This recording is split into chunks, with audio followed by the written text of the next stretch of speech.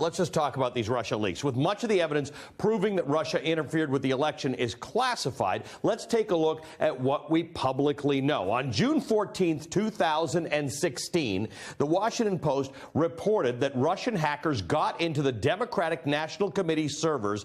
It's the first public report of the breach, June of 2016. This is right after that all-important meeting that happened at Trump Tower on June 9th. On January 6th of this year, 2017, the Office of the Director of National Intelligence, DNI, released a declassified version of its analysis into Russian interference, which included assessments from the CIA, the FBI, and the NSA. Now, remember, the DNI oversees all of the other intelligence agencies, which is what led to everybody saying that all the intelligence agencies concluded this. A lot of the intelligence agencies in the United States, for instance, Coast Guard intelligence, they don't study this stuff. That's why they didn't have to do with it. So the White House keeps on saying all the intelligence agencies didn't conclude it. That's a bit of a red herring. But this investigation said explicitly, quote, Putin ordered an influence campaign in 2016 aimed at the U.S. presidential election. Russia's goals were to undermine public faith in the U.S. democratic process, denigrate Secretary Clinton, and harm her electability and potential presidency. That campaign included covert intelligence operations such as cyber activity with overt efforts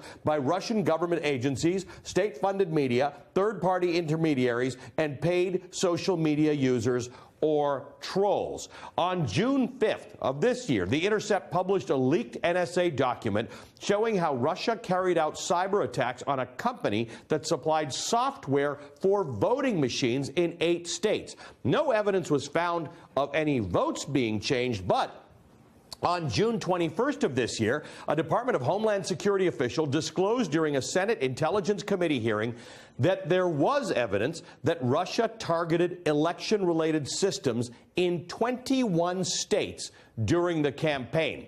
On November 1st, also in front of the Senate Intelligence Committee, Facebook admitted that more than 150 million Americans were exposed to Russia-linked propaganda on Facebook and Instagram. And during that same hearing, Twitter announced that it found about 37,000 Russian-tied accounts, which generated 1.4 million election-related tweets, which got about 288 million impressions, Stephanie. I mean, tell me they weren't involved. That's a little bit weird. That's a nice way to put it. Joining us now, Nick Akerman, MSNBC legal analyst and former assistant special Watergate prosecutor. Nick, President Trump told reporters he couldn't stand there and argue with Putin because he'd rather be able to work with him on other issues like Ukraine. Yeah. What would have happened if President Trump would have taken this moment to come out and actually say something forceful?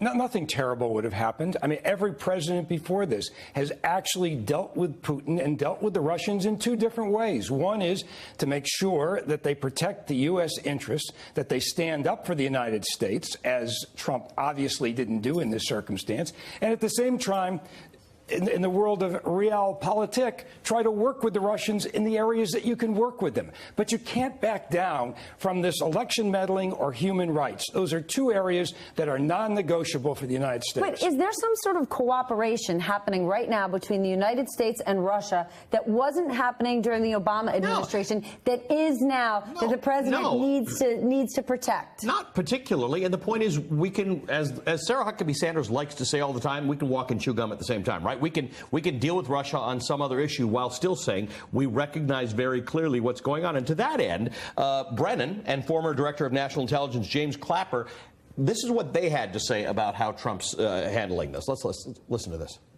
I think Mr. Putin is very clever in terms of playing to Mr. Trump's interest in being flattered. Putin is committed to undermining our system, our democracy, and our whole process. And to try to paint it in any other way is, I think, astounding and, in fact, poses a peril to this country. I think President Trump's generals should speak out. If you don't want to make this political, because you know what President Trump is going to say about these guys, his generals who have taken the post because they put country over party, what do they have to say about this? Well, and I think you have to ask the question, why is Donald Trump taking Putin's side on this thing? Right. I mean, we know for a fact he called both Clapper and Brennan political hacks. Yep. He's gone after senators, Republican senators like John McCain, who is really above approach in terms of being a loyal American. He's gone after his own attorney general. He's gone after his own secretary of state. So you've got to ask yourself, what is going on here? I mean, it's one of a number of things. One, he's either crazy like the North Koreans say he is. Two, he's totally incompetent. Three, he's in business like his Secretary of Commerce is in business with Putin. Or four, the Russians really have him on something, that they're blackmailing him. I mean, that Keith Schiller testimony that came out last week, where it basically is acknowledged he was offered 5 prostitutes during that Miss Universe pageant, leads you to believe the entire story is true. So what is the truth? And that is what Robert Mueller has to get to the bottom of. I don't know if it makes you think the entire story is true, but it does take me back to the Wall Street Journal op-ed over the summer where the Wall Street Journal ed board said, "Come clean. Give us what you everything. have. Stop letting us find out drip, drip, drip about yet another person in your orbit who had contact with Russians, who weirdly didn't remember that they had contact with Russians, and Mueller's going to find out." But let me just take it from the prosecutor's standpoint. I mean, if I were the prosecutor and I heard that part of the statement, I'd ask, who else was present? Who else overheard?